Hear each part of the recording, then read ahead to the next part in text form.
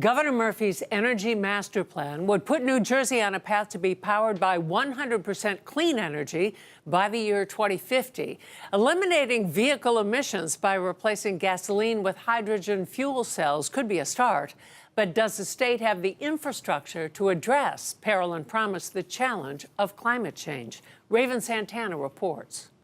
This may look like any other Honda on the road, but it isn't. Underneath the hood of this hydrogen-powered car is an engine that burns zero fossil fuels and produces zero pollution. As you know, we have nearly 2,000 miles of coastline here in New Jersey. Therefore, we are particularly vulnerable to the effects of climate change.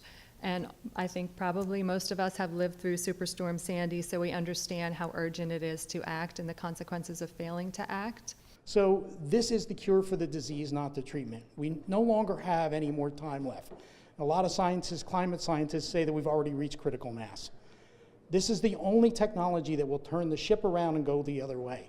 Think about putting only pure water in your environment, heat, a little electricity, and pure oxygen back into the air.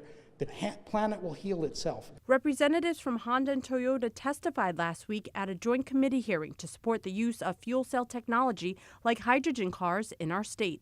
Fuel cell vehicles contain what's referred to as a fuel cell stack, which, unlike battery electric vehicles, generates the electricity on board through an electrochemical reaction to power the vehicle. Fuel cell vehicles contain hydrogen tanks that store the hydrogen necessary for this to take place, and the only byproduct, as we've heard today, is water. Of the 5 hydrogen stations either operating or under construction in the Northeast, Toyota representatives say 2 are being developed in Lodi and Whippany. One of the biggest challenges discussed at the meeting was how the state could provide funding to support infrastructure for hydrogen-powered cars.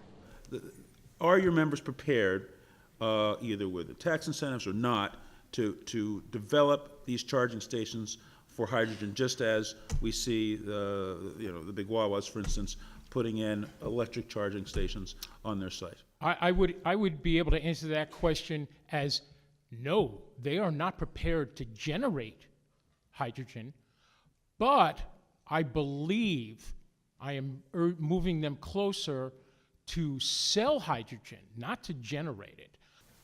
Another big concern is that although we can build these fuel cells today, they're very expensive. They're based on very expensive materials is why they're expensive.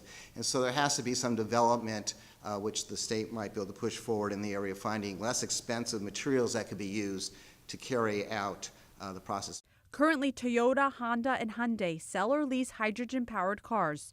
Toyota's newest model, the Mirai, will cost about $57,000. At least for now, all 3 automakers are throwing in free hydrogen refueling cards worth an average of $15,000. In Trenton, Raven Santana, NJTV News.